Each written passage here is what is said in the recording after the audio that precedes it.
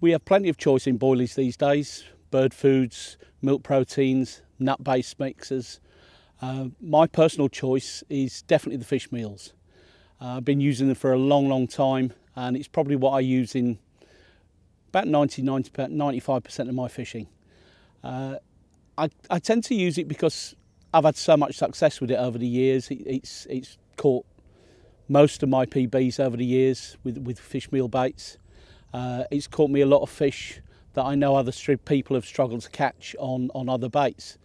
And I seem to be able to turn up to most waters, and it works pretty much everywhere I go.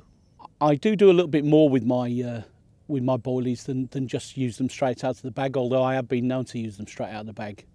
I like to enhance them a little bit, give them a little bit more of what they've already got in them normally.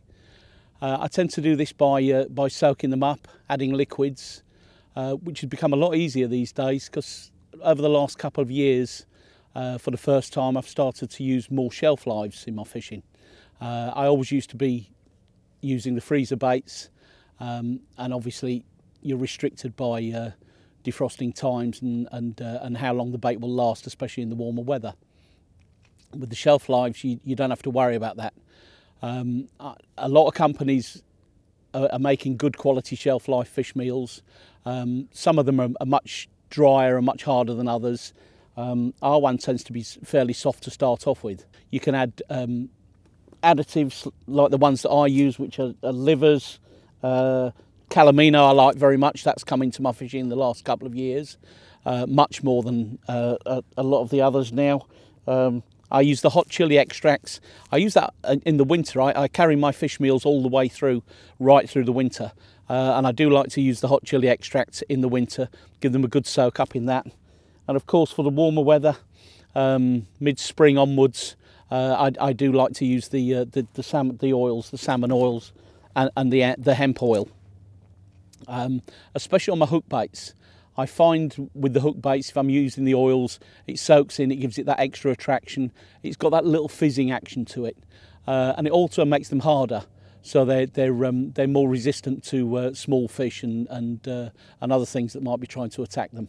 But they really are, out of all the kinds of bait that we make and anyone else makes, they are my favourite. As I say, I've had PBs on it over the years. And it does dominate the majority of my fishing. So, 5 minutes ago I was sitting in front of a camera talking about bait.